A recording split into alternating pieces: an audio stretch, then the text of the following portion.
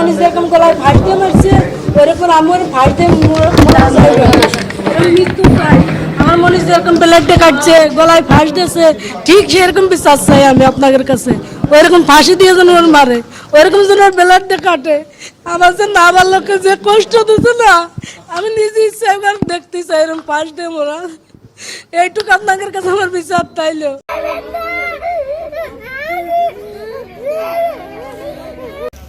সদ্য ফোটা ফুলের মতো নিষ্পাপ আসিয়ার প্রাণ অকালে ঝরে গেল এক মানুষরূপী হায়েনার মরণ থাবায়। গোটা 6টি দিন মৃত্যুর সাথে তুমুল যুদ্ধ করার পর শেষ রক্ষা হলো না তার। মৃত্যু তাকে চির আপন করে বুকে তুলে নিল।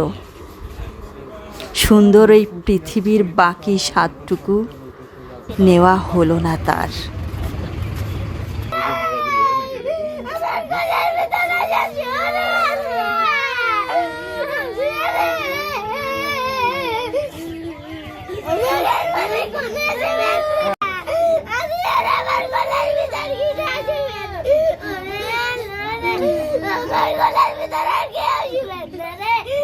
আমার অভিযোগ একটাই, ওর যখন ব্যালেটের কাটিছে ফাঁস দিয়ে মারিছে ওই রকম উগারও আমি ফাঁস দিয়ে দেখতে চাই। ফাঁস দিয়ে দেখতে চাই ওইরকম ব্যালেটটা যেন উগারও এরকম কাটে, এইটুকুই আমার আবদার। সদ্য ফোটা ফুলের মতো নিষ্পাপ আসিয়ার প্রাণ অকালে ঝরে গেল এক মানুষরূপী হায়েনার মরণ থাবায়। গোটা 6টি দিন মৃত্যুর সাথে তুমুল যুদ্ধ করার পর শেষ রক্ষা হলো না তার। মৃত্যু তাকে চির আপন করে বুকে তুলে নিল।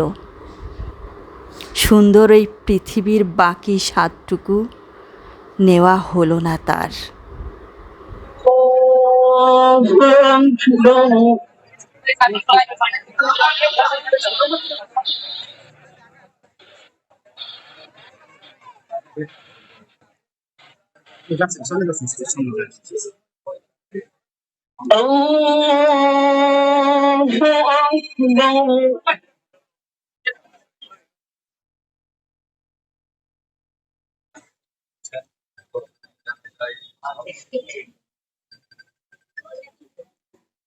মানে এটা শুধু আমাদের জন্য নয়, পুরো বাংলাদেশের জন্য একটা লজ্জা। এবং পুরো বাংলাদেশ আমরা আমাদের বোন আসিয়ার কাছে এটার জন্য ক্ষমা প্রার্থী।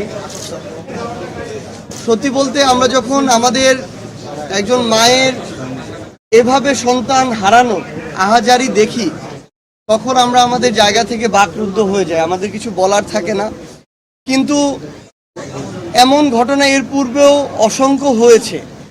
এখন সবচেয়ে বড় কথা হচ্ছে অন্তর্বর্তীকালীন সরকার বলি, বাংলাদেশের যেই সরকারে আসুক তার কথাই বলি না কেন, মানে আমাদের না এখন সবচেয়ে বড় দায়িত্ব আমাদের বোনকে আমরা যেভাবে হারালাম এর জন্য যারা দায়ী তাদের সর্বোচ্চ দৃষ্টান্তমূলক যে শাস্তি, মৃত্যুদণ্ড, সেটাকে যে কোনোভাবে, যে 90 দিনের একটা সময় দেওয়া হয়েছে বেঁধে, এটার মধ্যে শেষ করা।